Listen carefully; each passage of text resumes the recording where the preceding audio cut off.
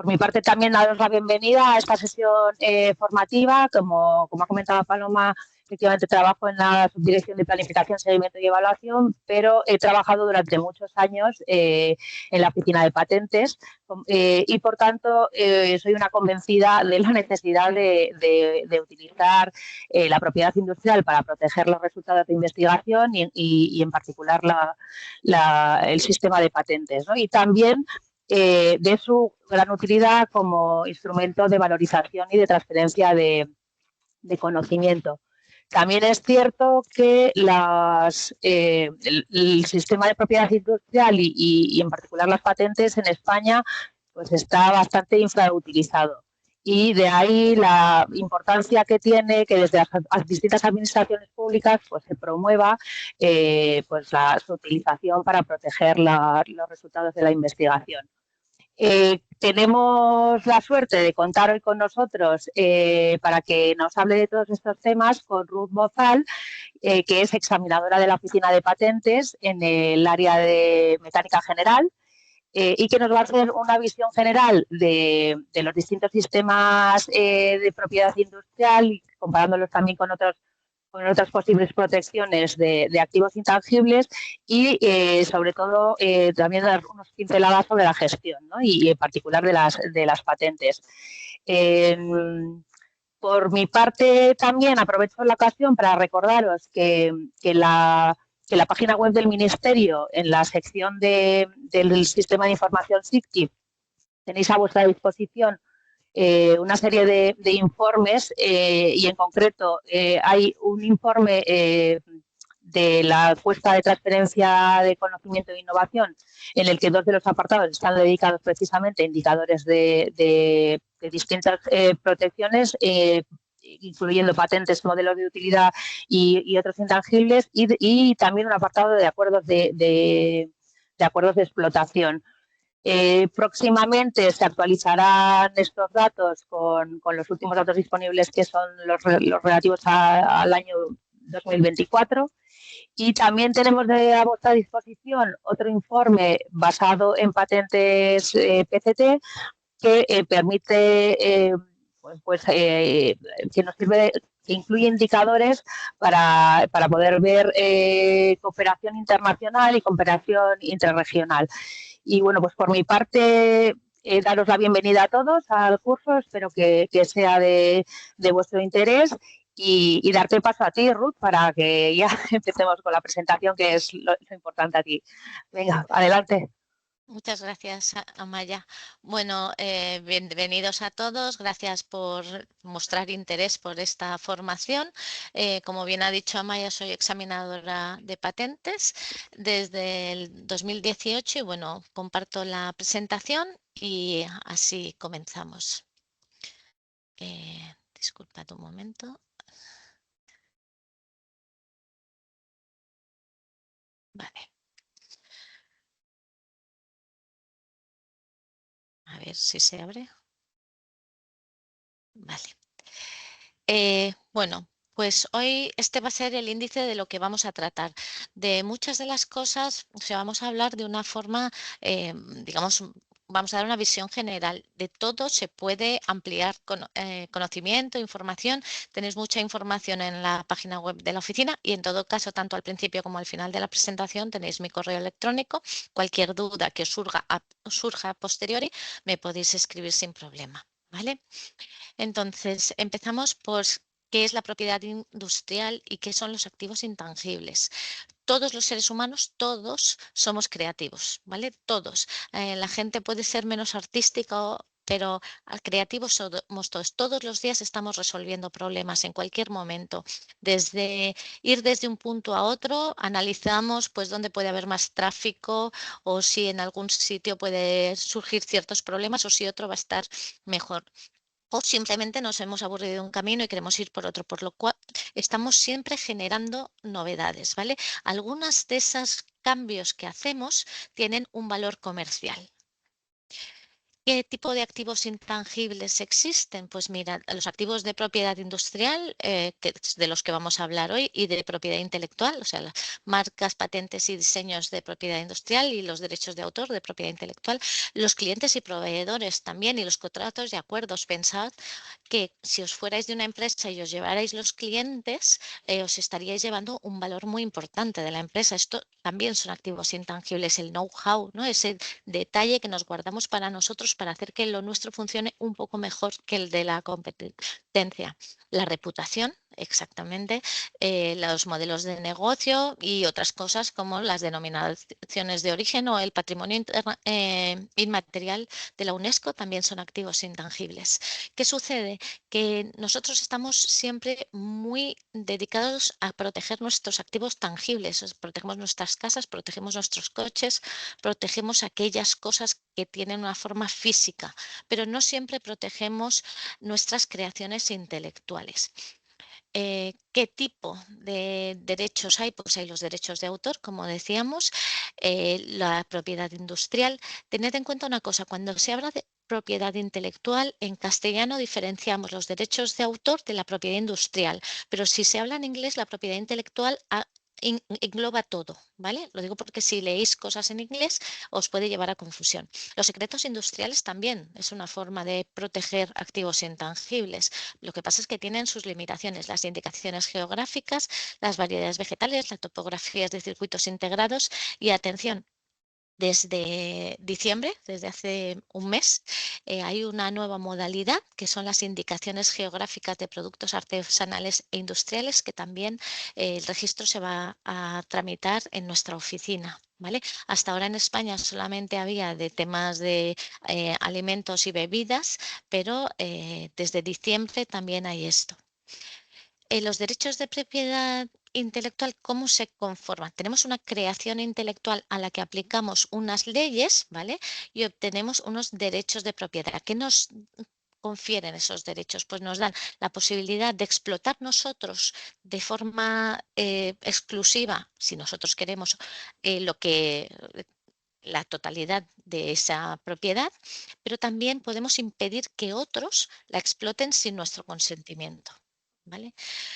Atención, no se protegen las ideas. Esto es lo que más digo cuando voy a una feria. La gente viene y te dice, tengo una idea. Digo, ya, pues las ideas no se protegen. Hay que proteger el resultado obtenido a partir de esa idea. Hay distintas leyes, como veis, que se aplican para los distintos tipos de creaciones intelectuales. Si estamos hablando de patentes, diseños y marcas, cada una tiene su ley. Los derechos de autor también tienen la suya. Los secretos empresariales tienen una ley propia muy importante. Luego veremos por qué. Y la competencia desleal una vez estamos ya en mercado. ¿Vale? Vamos a diferenciar ahora propiedad intelectual, secretos industriales y propiedad industrial. Vale. La propiedad intelectual probablemente es la más conocida, son pues todas las pinturas, las novelas, pero también los papers, ¿vale? Que pueden hacer los investigadores, también la música, el software, importante, ¿vale? El software no se puede patentar. Hay una excepción, digamos, que luego comentaremos, pero de base el software se protege por propiedad intelectual. Y también las bases de datos. Si tenéis una base de datos diferenciadora, se puede proteger por propiedad intelectual. La propiedad intelectual nace con la creación. No es obligatorio el registro. Vosotros cuando termináis de escribir un paper, por ejemplo, se puede poner la C con el circulito vosotros mismos. El problema es si tenéis que ir a tribunales, ¿cómo demostráis que esa fecha, ese autor y ese contenido ya estaban vinculados antes que el que os ha puesto la demanda? Pues para eso es para lo que se utiliza el registro de la propiedad intelectual. Pero no es la única modo. También podríais ir a un notario, también podríais iniciar una cadena de blockchain, puesto que cada cambio que se genera en ese contenido generaría un nuevo eslabón. Se podría retrotraer uno hasta ver cuál es el eslabón original. ¿Vale? También podríais mandar vosotros mismos un correo certificado y no abrirlo. ¿Vale? De modo que si vais a juicio lo lleváis y el propio juez al abrirlo ve que el autor, la fecha y el contenido están unidos. ¿Vale?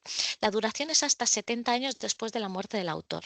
Esto se debe a que antiguamente lo que se quería era asegurar que aunque un autor muriera pronto, pues su familia, su viuda y sus hijos tuvieran cómo mantenerse, ¿no? Después de esos 70 años pasa a dominio público. Por eso muchas veces en enero, generalmente en noticias se oye, a partir de ahora se va a poder utilizar libremente los textos de tal autor, ¿vale? O la imagen de tales obras de un pintor. Esto es en el Ministerio de Cultura o las consejerías de cultura de las distintas administraciones. El secreto industrial, pues bueno, el secreto industrial, como decimos, es mantener en secreto, ¿vale? Es lo que hacía Panoramix en los Asterix, pero seguramente el caso real que todos conocéis es el de Coca-Cola, ¿vale? Efectivamente, Coca-Cola mantiene su fórmula en secreto. Lo importante es precisamente eso, mantener el secreto, porque ¿qué pasa? Que una vez se desvela, ya queda desvelado, ya no hay ningún tipo de protección y eso es muy costoso mantener ese secreto. Además, como decíamos, hay una ley, la ley 1/2019 de secreto empresarial, que si os llevan a juicio o vosotros lleváis a juicio a alguien que ha desvelado vuestro secreto, lo que va a ver el juez es si realmente estáis aplicando unas medidas razonables, ¿vale? Para que ese secreto se mantenga en secreto. Es decir, si tenéis el contenido encriptado, si tenéis firmados contratos de confidencialidad con la gente que tiene acceso a ese contenido, que hay un número limitado de gente que acceda a ese contenido. Es decir, que realmente hayáis hecho un esfuerzo, ¿vale? Otro caso que quizás no conozcáis tanto, un caso español, que es Sepia. Es una marca de ropa, ¿vale? Una empresa que lo que hace es una ropa que no se mancha, no se arruga y no coge olor, ¿vale? Entonces, ellos estuvieron analizando y vieron que el tratamiento que hacen sobre sus tejidos creían que iba a ser más difícil de desvelar, que alguien pudiera hacer ingeniería inversa que los 20 años de protección que les da una patente. Por lo tanto, decidieron, pero pensándolo conscientemente, mantener un secreto industrial, ¿vale? En cambio, sí que registraron, como podéis ver, la marca. Tesla, por ejemplo, le ha pasado que hasta ahora utilizaba las baterías, creo que era de Panasonic, pero decidió desarrollar unas nuevas baterías propias. Sin embargo, cuando lo mandó a una compañía china para que lo fabricara, esta compañía desveló su secreto, ¿vale? Pueden ir a juicio, pero ya esa queda desvelado, ya todos los demás lo van a poder utilizar. No, ya no tiene protección. ¿Qué es la propiedad industrial? Pues la propiedad industrial es una innovación siempre, ¿vale? En función de qué tipo de innovación sea, será una modalidad u otra. Si es una innovación técnica, son patentes o modelos de utilidad. Si es una innovación estética, son diseños industriales. Y si es una innovación corporativa, son signos distintivos, es decir, las marcas y nombres comerciales, ¿vale? La propiedad industrial, al revés que la propiedad intelectual, los derechos de autor, nace con el registro, es decir, el primero que registra, que solicita esa protección, es quien va a ser el titular, independientemente de que no sea el primero en hacerlo. Ese es el primero que registra. La duración va variando con cada modalidad y hay que pagar unas anualidades de mantenimiento. Como hemos dicho, es una propiedad, es un acuerdo, un contrato voluntario entre el solicitante y la administración. La administración nos va a dar un monopolio durante un tiempo para su explotación. ¿A cambio de qué? A cambio de la divulgación. El solicitante lo que admite es que se divulgue su invento, ¿vale? Su innovación. ¿Qué sucede? La gente se piensa que el monopolio se da por el dinero invertido, por el esfuerzo, por el tiempo, pero no se da a cambio de la divulgación. Lo que queremos es que se vuelque ese conocimiento en la sociedad, porque lo que se busca es el desarrollo de esa sociedad. Si tú vuelcas conocimiento, aunque durante un tiempo no se pueda explotar, ese conocimiento puede generar nuevo conocimiento. ¿De acuerdo? Con lo cual, eso es lo más importante. Eso es realmente lo que el solicitante aporta, ¿vale? Es un título, como hemos dicho, es un contrato voluntario y siempre es territorial y temporal. Es decir, no hay patentes internacionales, no hay mundiales, ¿vale? Sí que hay de distintos países la misma patente o incluso de regiones, ¿vale? Hay patente de la Unión Europea, que se llama patente unitaria, aunque España no esté, pero hay patentes por regiones, eso sí, pero siempre, o nacionales, pero siempre es territorial, ¿vale? Es un monopolio, como hemos dicho, que nos permite la fabricación y explotación comercial evitar que terceros lo hagan sin nuestro consentimiento y además genera contratos. Contratos que son licencias, que sería como un alquiler, cesiones, que es una venta, hipotecas, se pueden utilizar como garantías bancarias, ¿vale? También se heredan, es una posesión, una propiedad, igual que cualquier otra cosa, ¿vale? En cuanto a marcas, ya vamos con las modalidades.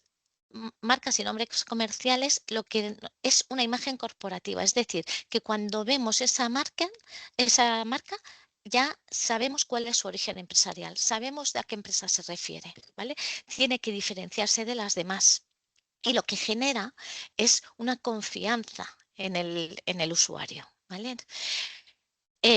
Pueden ser tanto de producto como de empresa, ¿vale? Empresa decimos nombre comercial y en producto marca. Es verdad que de forma general solemos hablar de marcas. También puede ser un producto o puede ser un servicio, ¿vale? Para eso tenemos la clasificación del NIZA. Es decir, nosotros cuando vamos a registrar una marca no la registramos para la totalidad del mercado, solamente la registramos para lo que nosotros vamos a explotar.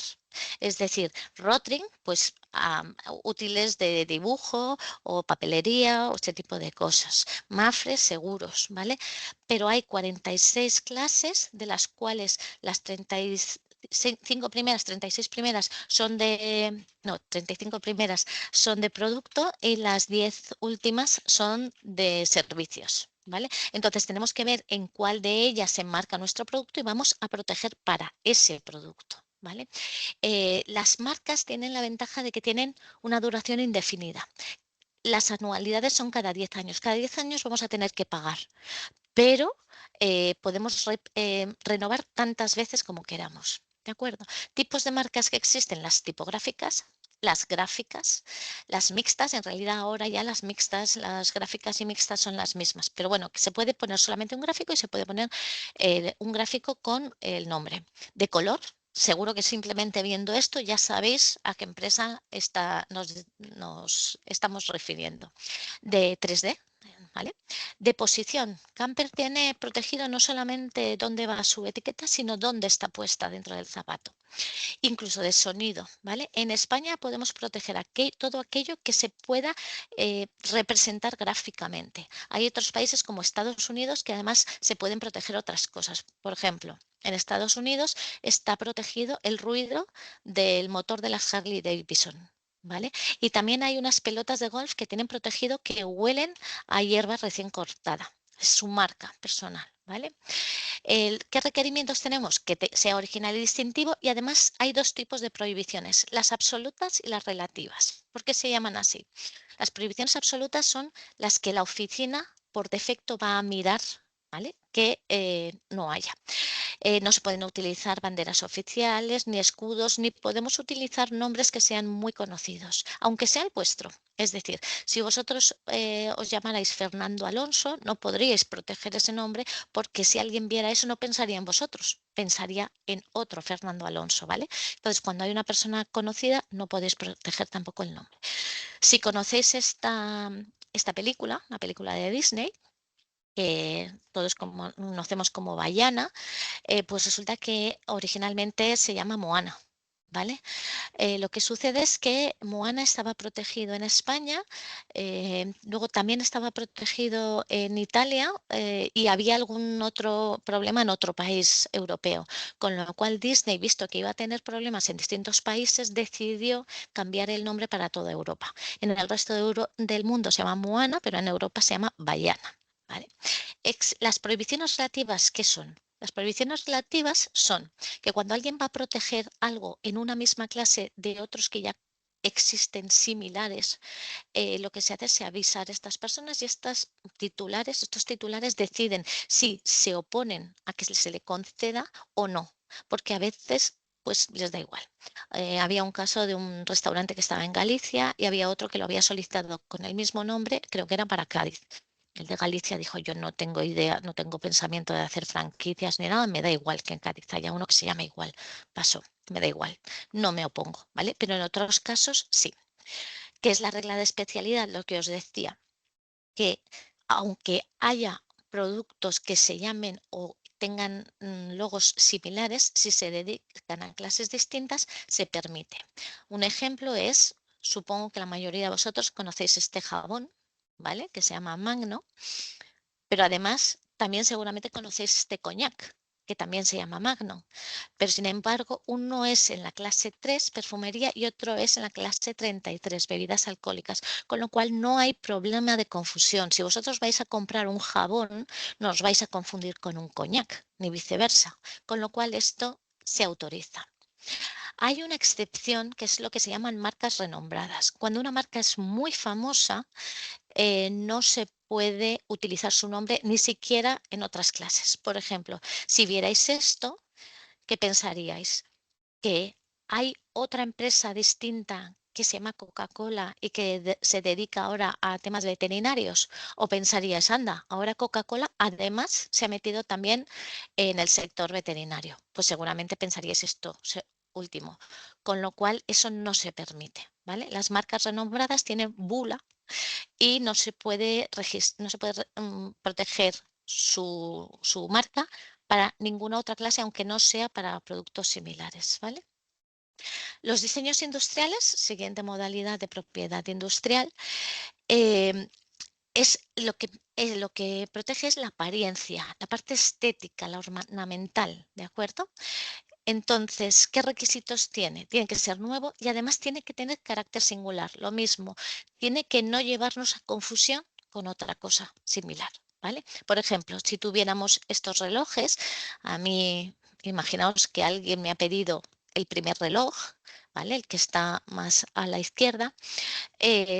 Si yo fuera a comprarlo y viera el segundo, pues realmente no son iguales. Si lo veis, ni la esfera es igual, ni la cadena es exactamente igual, pero me llevaría a confusión. Sería muy fácil que me confundiera y comprara este segundo, ¿no? Con lo cual, este segundo es nuevo, pero no tiene carácter singular. En cambio, nunca me confundiría con el tercero, que sí que es nuevo y tiene carácter singular. Se distinguen perfectamente el primero del tercero. Crocs, supongo que conocéis la marca de zapatillas, tenía protegido un diseño, ¿lo veis? ¿No? Un diseño además de la Unión Europea. Sin embargo, hubo otra empresa, Core Factory, que le llevó a juicio porque dijo que sí que no tenía carácter singular respecto a su producto, que podéis verlo aquí. Crocs era del 2004 y Core Factory el suyo era de 2003. Fueron a juicio y Crocs alegaba que ellos tienen la cinta de detrás, ¿no? La que recoge por el telón de Aquiles. Sin embargo, finalmente el tribunal dijo que efectivamente cualquiera que pudiera ir a comprar se podría confundir fácilmente, que esa cinta no le daba carácter singular.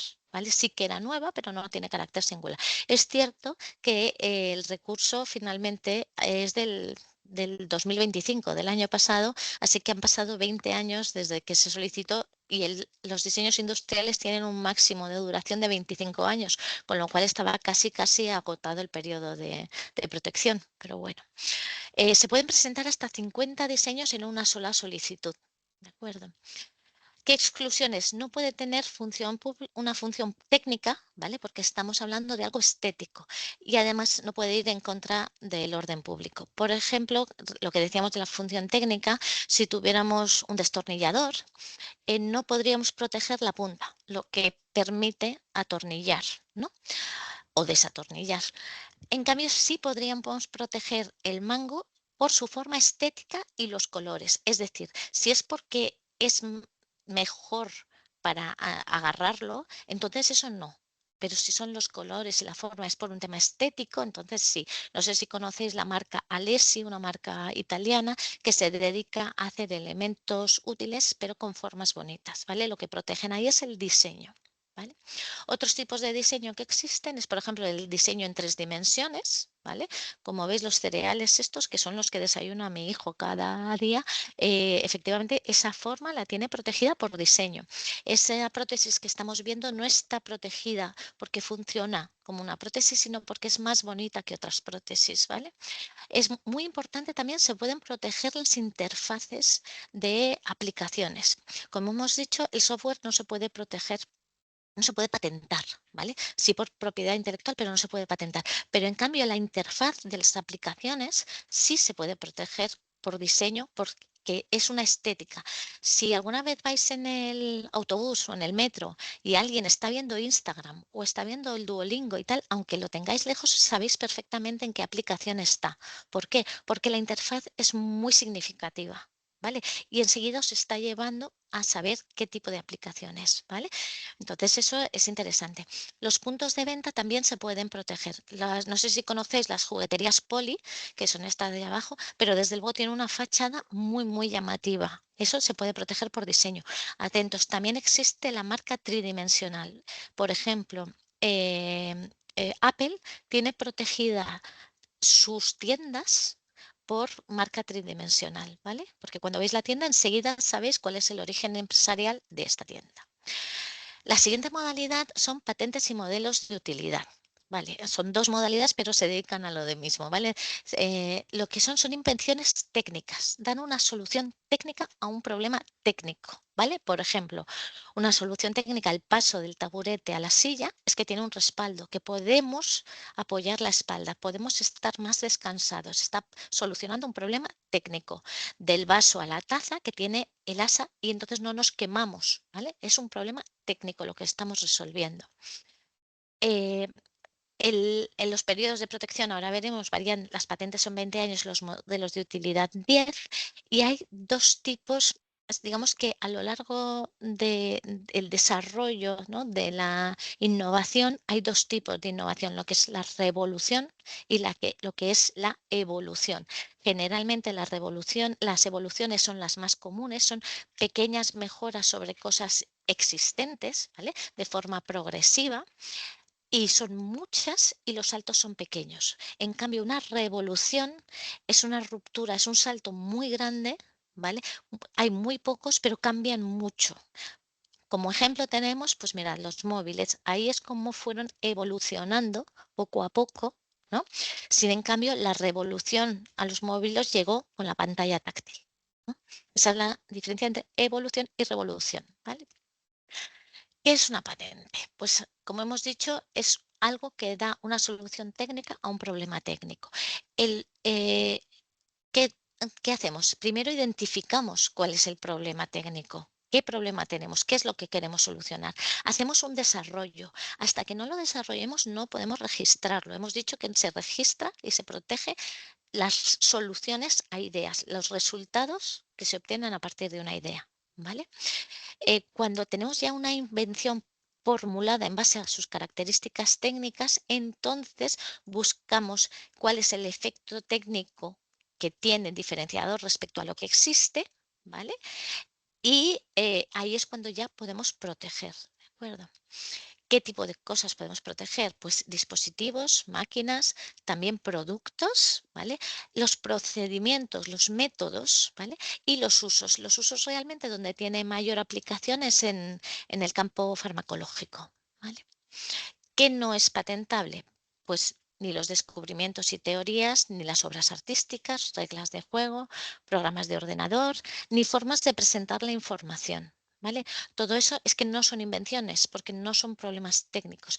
Hay otras cosas que sí son problemas técnicos, pero están excluidos de la patentabilidad, ¿vale? Los tratamientos en el cuerpo humano de cirugía, diagnóstico o terapia, pero lo que es el método en sí, ¿vale? Sí se van a poder proteger, pues por ejemplo, sustancias para hacer eso o aparatos para hacer eso, ¿vale? Pero lo que es el método en sí no. Las contrarias al orden público ni las variedades animales y vegetales. Los requisitos que necesitamos para que algo sea patentable, aparte de que sea una innovación técnica y que permitamos su divulgación, en principio, para empezar, la suficiencia de la descripción. ¿Qué significa eso? Que alguien, un tercero, pueda reproducir esa invención, pueda reproducirla sin necesidad de acudir a vosotros, solamente por la información que se contiene en la patente o modelo de utilidad, ¿vale? ¿Y qué vamos a mirar nosotros? Pues que sea nuevo, que tenga actividad inventiva y aplicación industrial respecto al estado de la técnica. ¿Qué es el estado de la técnica? Todo lo que se ha divulgado hasta el momento en el que habéis solicitado esa protección, ¿vale? Hasta la fecha de solicitarla. no hasta la fecha en la que os llegue el informe, la fecha de solicitarla. ¿Cómo puede estar? El estado de la técnica es todo lo que está escrito, todo lo oral, todo lo que podamos dar fe de que en esa fecha ya existía.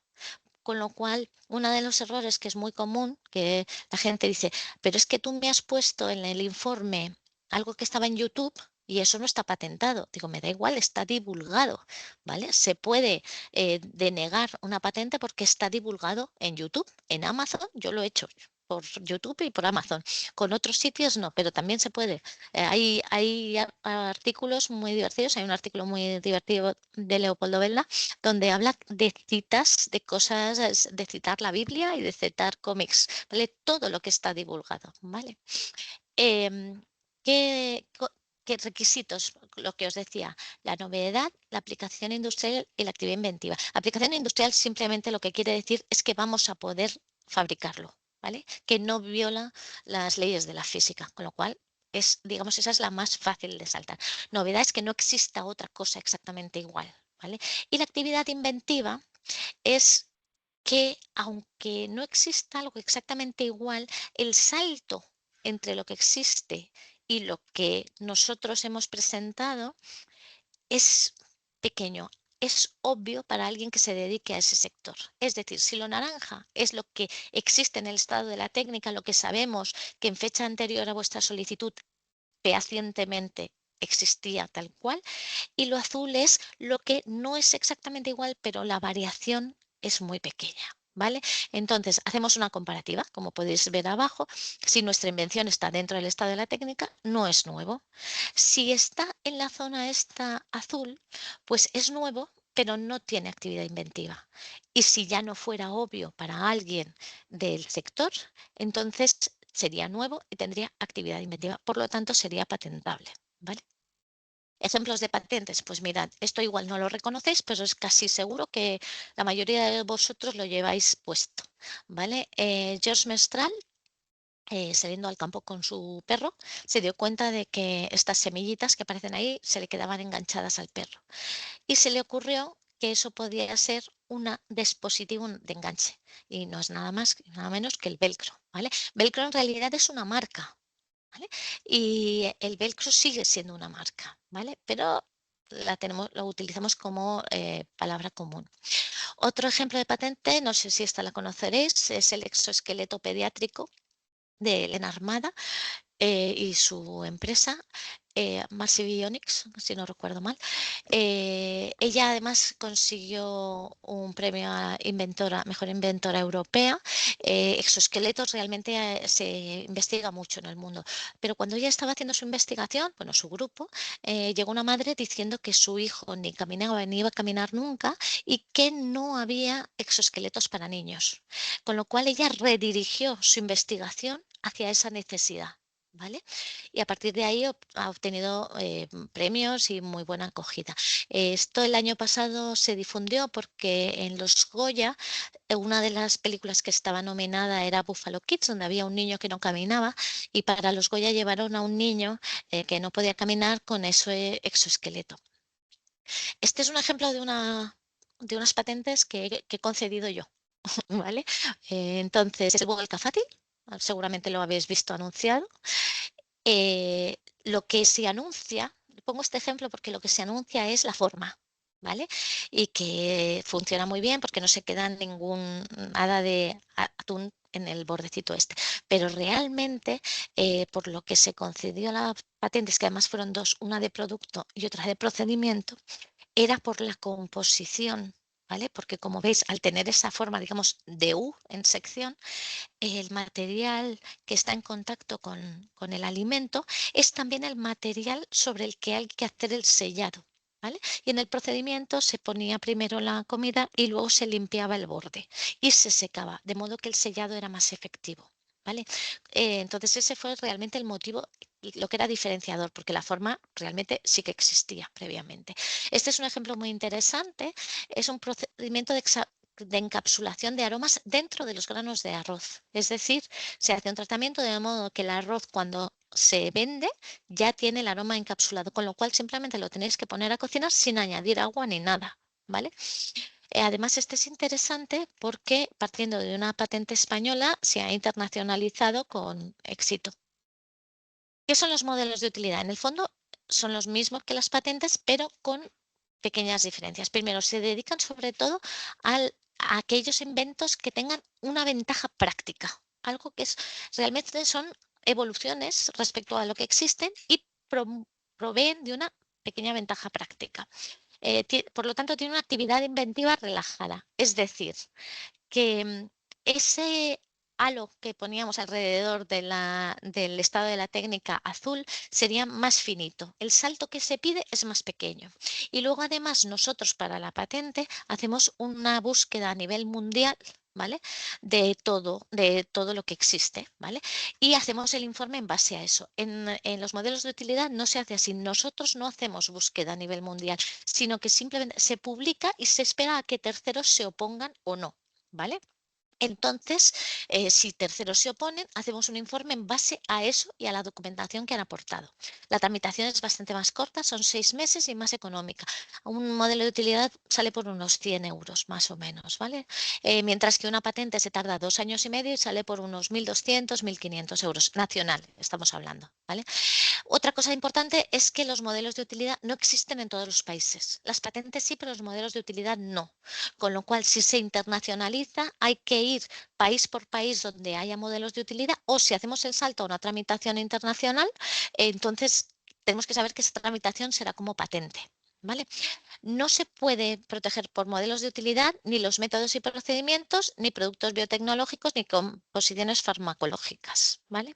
Como veis, estos son los países donde sí sí existe el modelo de utilidad. Atención, no hay en Estados Unidos, no hay en Canadá, no hay en el Reino Unido, o sea que hay muchos países donde no hay. Estos son ejemplos de modelos de utilidad. Este primero que veis, por ejemplo, es un gancho para ponerlo en un plato y poder poner ahí el vaso cuando estáis, por ejemplo, en un cóctel, no tener las dos manos ocupadas. El otro stick, que es para mantener las orejas de soplillo pegadas a la cabeza, o esto que es un cierre para una lata que se puede abrir y cerrar, ¿vale?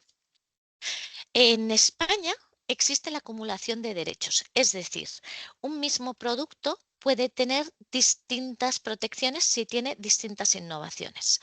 Si es una tecnología, resuelve un problema técnico, puede tener una patente, además puede tener una marca y si además tiene una parte estética, también puede tener un diseño, ¿vale? Hay países donde no se admite, pero en España sí.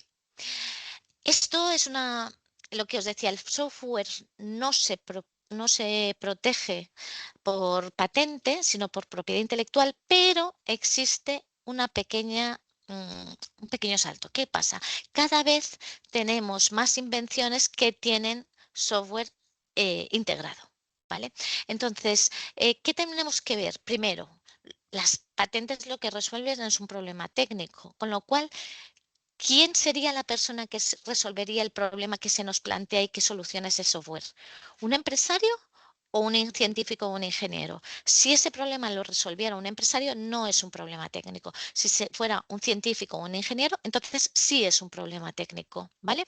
Y para ver si se podría admitir para analizar su patentabilidad, utilizamos el método de la doble valla. Es decir, lo primero es ver que la invención tiene un carácter técnico, tanto el problema como los medios. Es decir, tiene que tener un hardware vinculado, ¿vale? El hardware puede ser un ordenador o puede ser un móvil o un sensor, ¿vale? Eh, pero además tiene que tener los requisitos de patentabilidad, igual que cualquier patente, y debe resolver el problema técnico, como decíamos, ¿vale? Si no se dan todas esas situaciones, sí podríamos solicitar una patente que tenga un software, pero que tiene que estar vinculado a un hardware y resolver un problema técnico, cumpliendo todos los requisitos de patentabilidad. No sé si tenéis alguna duda, ¿no? Bueno, sigo. De momento no hay ninguna mano levantada. Recordad Cualquier que cosa, podéis levantar la mano en exacto, cualquier momento. cuando queráis, ¿vale? Bueno, tras tener estas pequeñas nociones de propiedad industrial, vamos a ver cómo la gestionaríamos.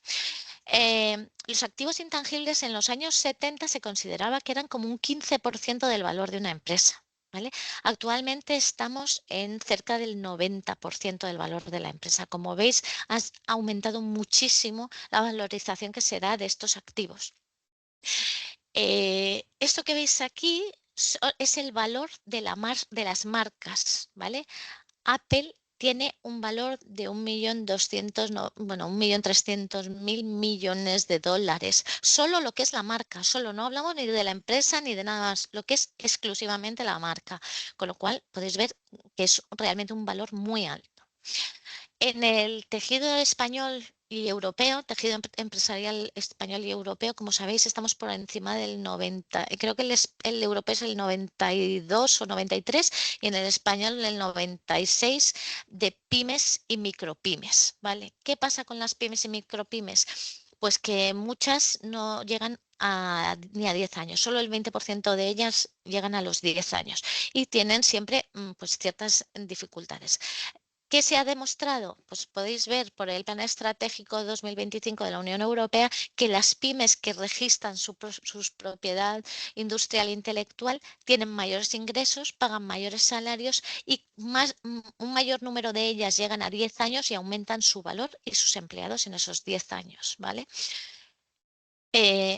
¿Por qué merece la pena patentar y proteger la propiedad industrial? Pues nos da exclusividad. Permite una transferencia de tecnología y mayor desarrollo tecnológico. Además, da información para que se pueda generar nuevo conocimiento y además puedes hacer una vigilancia tecnológica. Es decir, yo vigilo a mis competidores a ver si me están copiando, ¿vale? Y puedo defenderme de eso. Y también una diferenciación y atrae inversores. Muchas veces en las rondas de inversión, una de las cosas que se mira es que tengan protegidos propiedad industrial. ¿Qué alternativas tengo a la propiedad industrial? Pues puedo hacer una divulgación científica. Todo lo que yo divulgue sin haber solicitado la propiedad industrial me va a no permitir registrar, ¿vale? Como hemos dicho, el primero que registre, además, no tiene que estar divulgado previamente. Eso hay gente que le llama una divulgación defensiva, es decir, yo no lo voy a proteger, pero tampoco quiero que nadie lo proteja, con lo cual lo divulgo, queda abierto para que todo el mundo lo pueda utilizar, pero nadie va a poder tampoco protegerlo y no dejarme utilizarlo a mí. Pero el primero en el mercado. Esta es lo que hace 3M, ¿vale? Es el primero en el mercado, lanza todo siempre con mucha publicidad y así cuando otros desarrollan el producto y consiguen mandarlo al mercado, ellos ya tienen la confianza del público. No hacer nada, pues no requiere ningún esfuerzo, pero pueden otros cogerlo, registrarlo y pedirnos a nosotros. Y el secreto, lo que decíamos, puede ser muy interesante para ciertos productos, pero hay que tener cuidado porque hay otros productos que si la gente lo compra, está en el mercado, lo cojo, lo deshago y es una ingeniería inversa sencilla, pues puedo reproducirlo y se viola ese secreto, ¿vale?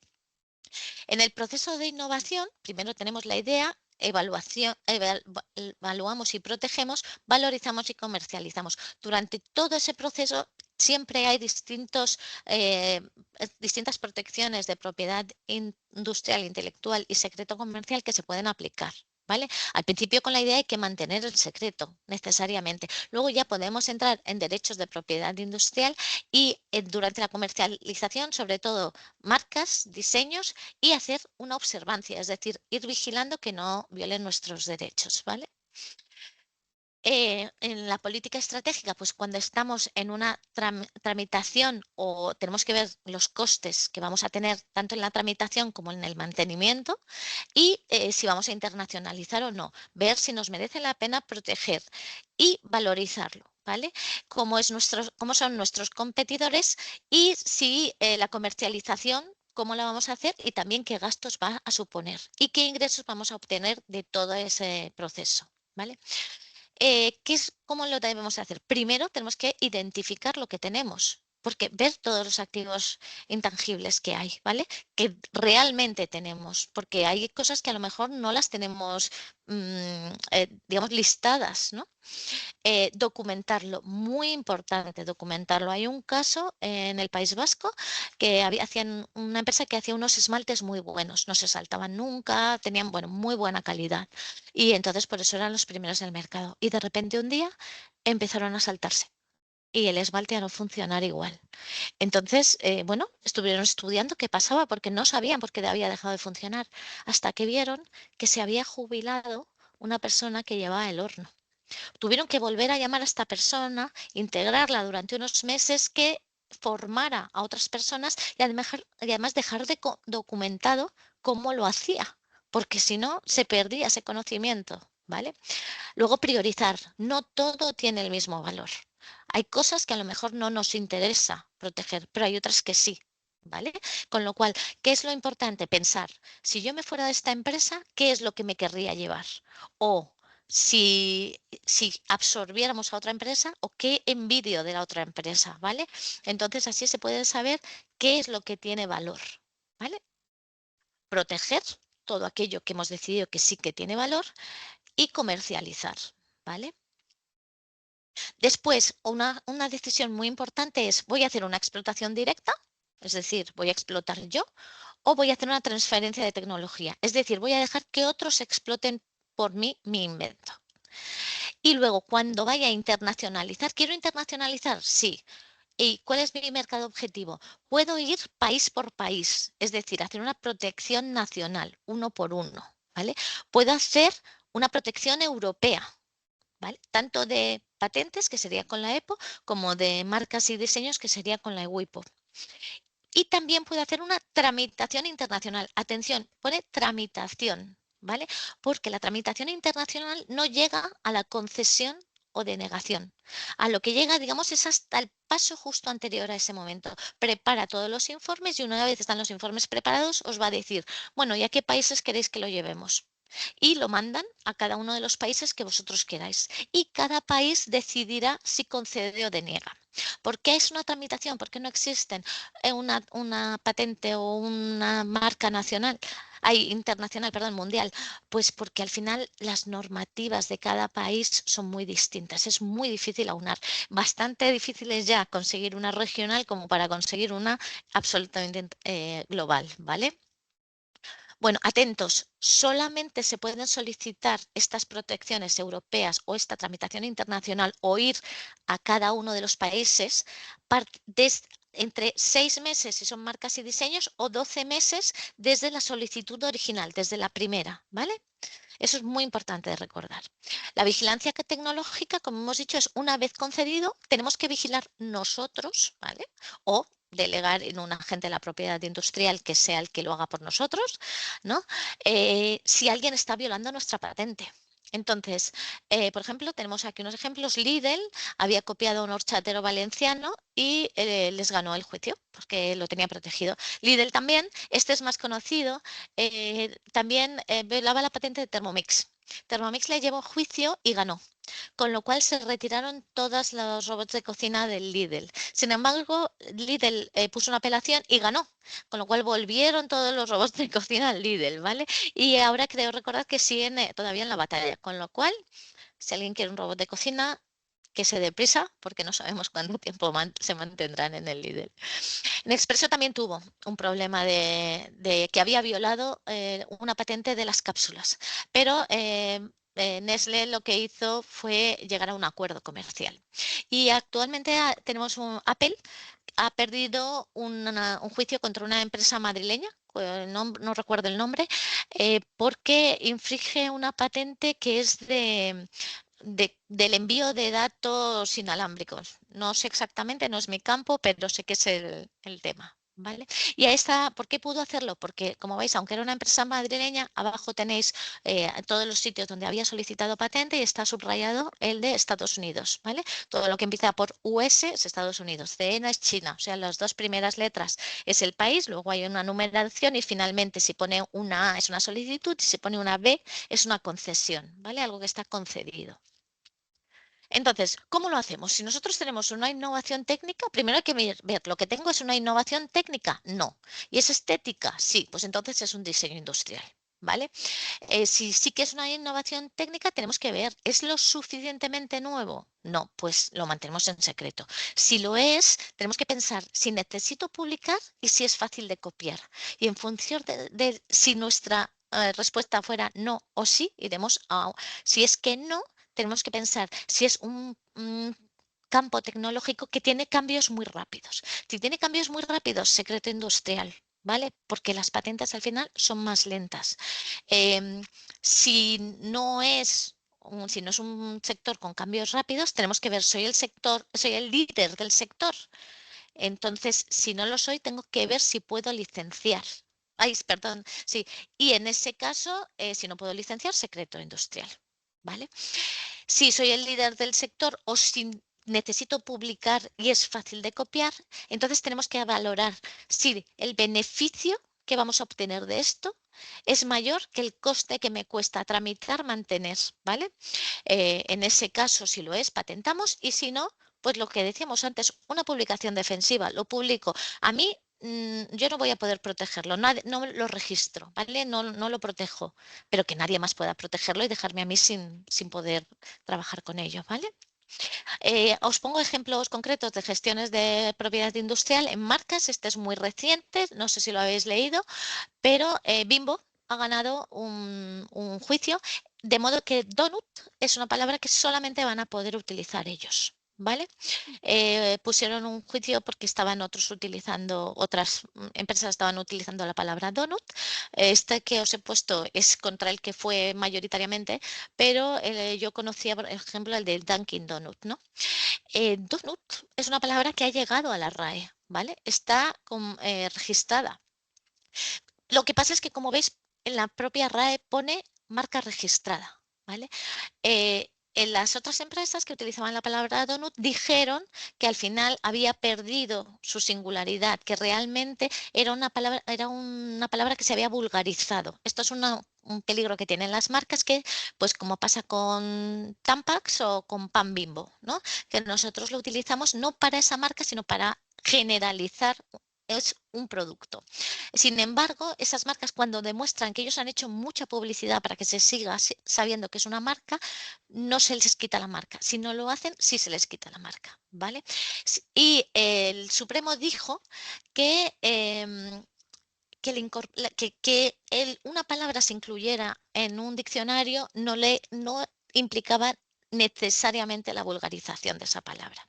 Y además decía que estas empresas estaban utilizando la palabra donut tal y como estaba escrita en Bimbo, no como estaba escrita, que no tiene la tilde que tiene la RAE, por ejemplo. Y además decía que cuando tú te dicen la palabra donut, en lo primero que piensas es en los donuts de Bimbo, ¿vale? No pensáis en otros, ¿vale?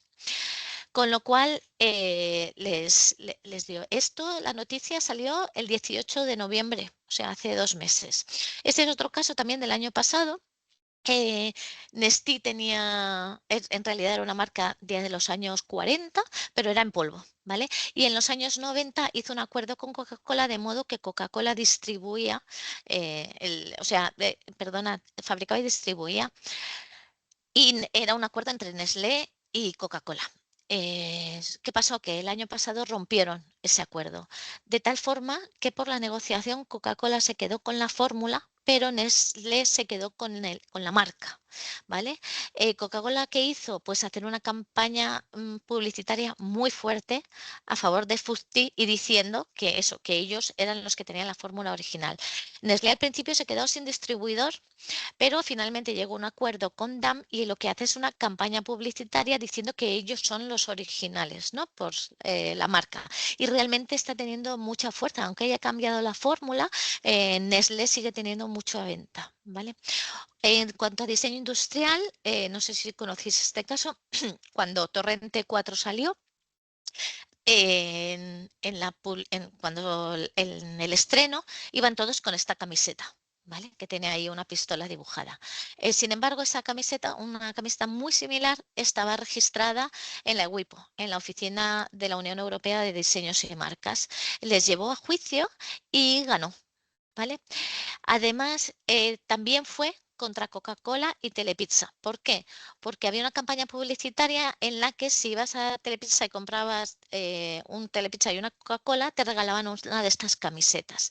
En primera instancia, Diablito Vives, que era el que tenía esta marca, este diseño, perdonad, ganó más de 200.000 euros porque era un porcentaje de las ganancias y además se condenaba también a Coca-Cola y Telepizza. Pero en segunda instancia los demás apelaron, se liberó a Coca-Cola y Telepizza y solamente le dieron 6.000 euros por la violación de la protección.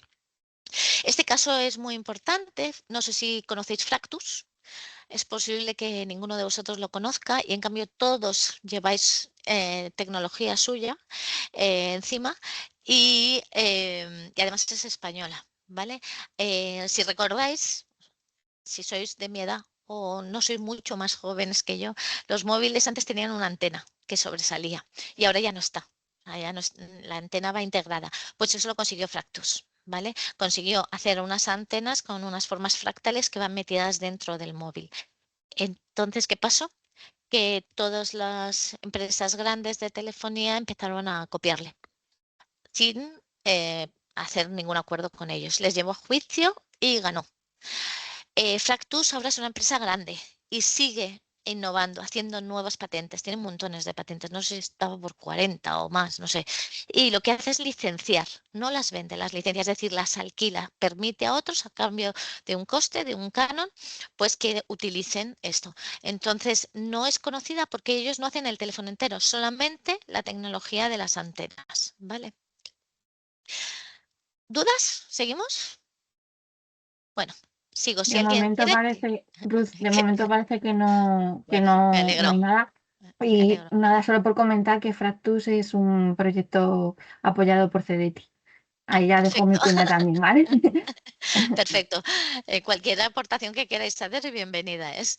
Las transferencias de tecnología, lo que decíamos antes, ¿voy a explotar yo o voy a dejar que otros exploten? Porque si exploto yo, es verdad, tengo la exclusividad del mercado y puedo tener unos mayores beneficios, pero también tengo muchos riesgos, ¿vale? A lo mejor no tengo forma de explotarlo, no tengo, es una cosa, no sé cómo, no puedo fabricarlo, no tengo medios para fabricarlo, o hay un riesgo económico que yo no puedo afrontar. Para eso existe la transferencia de tecnología, ¿vale? Es decir, que un tercero pueda utilizar esa tecnología que yo he protegido. ¿Cuándo puedo transferir? En cualquier momento de todo el proceso, ¿vale? No es necesario que esté ya concedido. Se puede transferir incluso una solicitud, ¿vale? Es verdad que seguramente el canon que obtengáis será menor o haréis un acuerdo distinto, ¿vale? Se puede transferir tanto la que está registrada, las patentes, los diseños y las marcas, como la no registrada. De hecho, si transferís una registrada, tenéis que añadir la no registrada, el know-how, es decir, ese detalle que no habéis puesto en la patente, porque la patente funciona sin ese detalle, pero con ese detalle funciona mejor, ¿vale? Yo suelo poner de ejemplo el tiramisú, ¿vale? Yo hago tiramisú y si alguien me pide la receta, pues le puedo decir que se hace con queso en crema, que sale un tiramisú, o le puedo decir que se hace con mascarpone, que sale mejor, ¿vale? Con lo cual yo me estoy guardando ese detalle que no impide que funcione, pero mejora el resultado, con lo cual en un mercado yo tendría una ventaja competitiva respecto al otro, ¿vale? Si transferís vuestra propiedad, sí que tenéis que transferir también ese know-how, ¿vale? ¿Qué formas de transferencia hay? Pues hay la licencia, que es como un alquiler, la cesión, que es como una venta, ¿vale? El acuerdo de colaboración. También se pueden vender porcentajes, ¿vale? Yo puedo ser el titular y decir, venga, seremos cotitulares. Entonces le vendes un porcentaje. Puede ser el 50%, puede ser el 5%, puede ser el 10%. Lo que sí es sobre la totalidad de la patente. Lo que no se puede es, si una patente, por ejemplo, es un método y un procedimiento, las dos cosas juntas, no puedo vender solo el método. Tengo que vender un porcentaje de la totalidad. Y sí puedo hacerlo, tanto vender como licenciar, sobre una parte, o sea, una zona territorial si tengo más de una, ¿vale? Ahora lo contamos con más detalle. También un spin-off, es decir, es muy habitual las startups que salen de universidades, ¿no? Entonces se hace la investigación básica en la universidad, el titular es la universidad, pero lo explota otra una empresa que se hace a propósito para explotar esa tecnología, ¿vale? También se puede hacer la movilidad de personal, asistencia técnica para patentes y marcas, sobre todo esas dos son las que más utilizamos y también los acuerdos de colaboración, esos son en los que la propiedad industrial tiene una mayor énfasis. ¿Qué son las cesiones? Pues como hemos dicho es una venta, es una transmisión total de la titularidad, ¿vale? Tengo un retorno económico, pero pierdo todos los derechos, ¿vale? Tengo unos menores riesgos, es una recompensa inmediata. Como decimos, es un ámbito territorial. Es decir, si yo tengo la patente protegida en España, Italia y Francia, puedo vender solo la de Francia y quedarme la de España. ¿Vale? Eso sí es posible, ¿vale? Y no se puede rescindir, no se puede ir para atrás, ¿vale? Mientras que la licencia es como un alquiler. Esto sigue siendo mío, pero te dejo que lo utilices a cambio de un canon, ¿vale? Es obligatorio que haya confidencialidad. Lo mismo que en cesiones puede ser territorial. Puedo decir, bueno, te dejo que lo explotes en Francia, incluso temporal, durante 2 años. ¿Vale? Y si se puede rescindir, si no estás de acuerdo, si se llega a ciertos puntos en los que se incumplen ciertas cosas, se puede rescindir. Las licencias pueden ser de varios tipos. Pueden ser licencias contractuales, que son las normales. Es un contrato voluntario y, bueno, es un acuerdo privado entre nosotros. Las licencias de pleno derecho yo la tengo y no encuentro a nadie que quiera explotarlo y yo no puedo.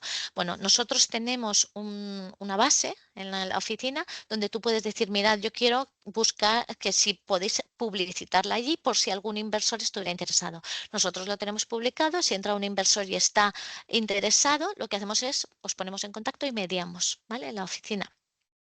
Y luego están las licencias obligatorias. De estas se habló durante el COVID, ¿vale?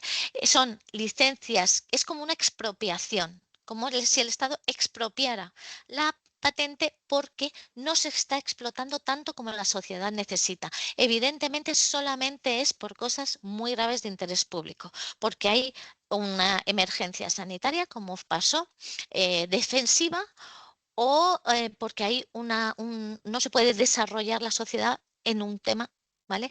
Por la falta de explotación. ¿Qué pasa? Durante el COVID se habló mucho de esto, pero el problema del COVID no era que hubiera una falta de explotación por parte de las empresas que tenían las patentes. El problema es que no había capacidad para producir tanto como se necesitaba. Con lo cual, en el COVID finalmente se llegaron a licencias contractuales, no fueron obligatorias. Hay una obligatoria que sí que se hizo en Brasil, para retrovirales para el SIDA, ¿vale? Eso sí. Dentro de las licencias contractuales hay varios tipos. Una es exclusiva, es decir, que solo el licenciatario puede explotarla.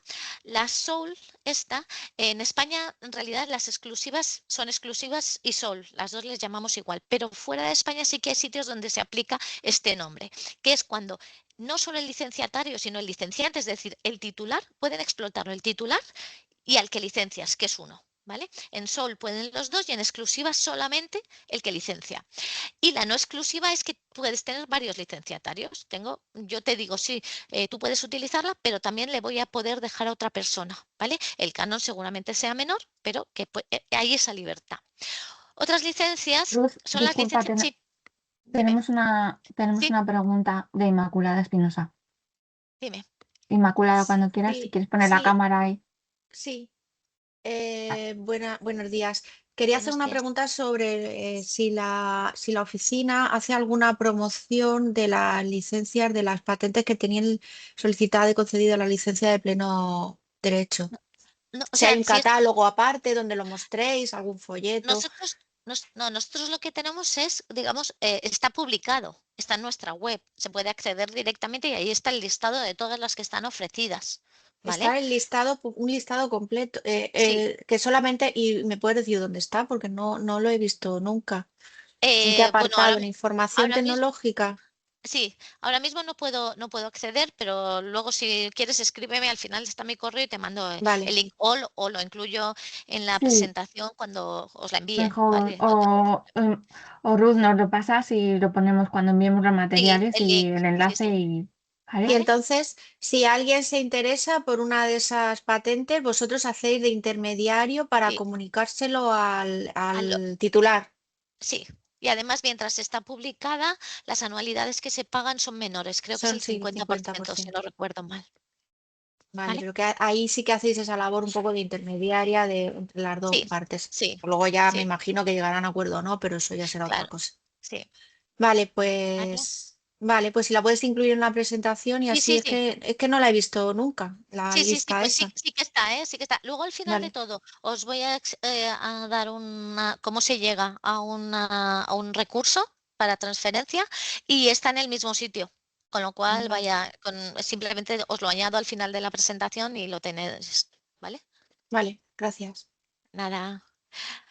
Bueno, otras licencias que os decía, licencias cruzadas. Esto es muy habitual cuando hay un procedimiento. Es decir, si tú proteges un producto y un procedimiento, ¿vale? Si el producto es nuevo, si es nuevo, el procedimiento para fabricarlo, evidentemente, tiene que ser nuevo.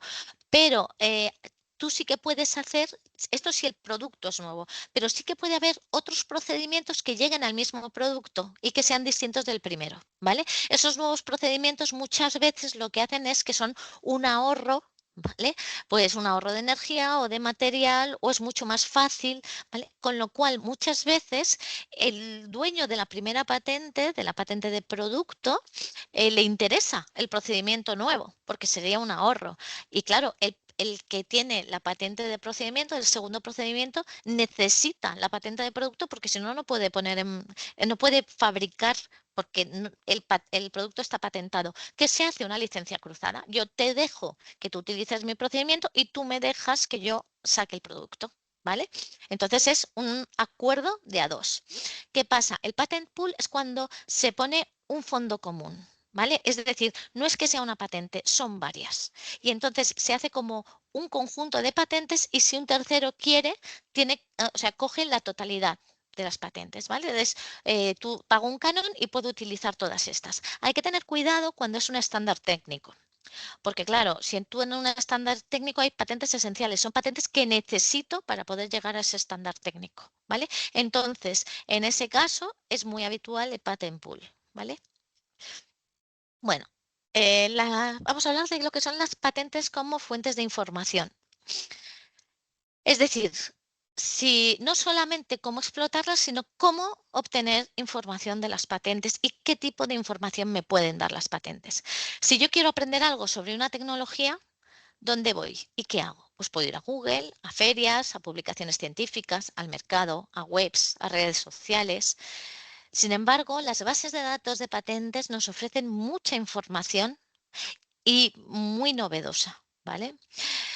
La gente se piensa que las patentes se publican tarde, que no tienen revisión por iguales, que tienen mucha información poco relevante y que son muy difíciles de leer. Sin embargo, realmente están muy bien datadas, están muy completas, están validadas, detalladas, bien estructuradas y son muy accesibles, ¿vale? Son gratuitas o con precios muy bajos, su acceso a las bases de datos, ¿vale? Esto, como veis, es una patente y esta es la publicación en Nature de la misma invención. ¿Vale? Está patentada, o sea, solicitada la patente antes y además, mirad que Nature era 3 páginas y en cambio la patente son 111 páginas. Como comprenderáis, el nivel de información no puede ser el mismo. ¿Vale? En investigación es muy importante porque podemos utilizar la información de patentes en cualquier paso del desarrollo de una investigación. Al principio, en el planteamiento del proyecto, para ver qué es lo que ya existe y saber de dónde partimos, ¿vale? Luego, en el inicio, para no hacer un desarrollo que ya se está haciendo y saber que vamos a tener resultados patentables. Durante el desarrollo del proyecto, pues también podemos ver problemas que tenemos nosotros, cómo lo han solucionado en otros sitios, ¿no? en otras investigaciones que se están haciendo en el mismo campo. Para la protección, para evaluar si al final lo que hemos obtenido sería patentable o no. Y finalmente, para poder transferir aquellas patentes que hayamos conseguido. ¿Vale? ¿Qué preguntas responden las patentes? Pues mirad, a nivel técnico, ¿cuál es el estado de la técnica? ¿Qué solución existe para un problema? ¿Y qué se está haciendo en ese sector? ¿Vale? A nivel legal, si estoy infringiendo la patente de alguien, si mi invención es patentable, y a nivel de empresa, ¿quién es fuerte en ese campo?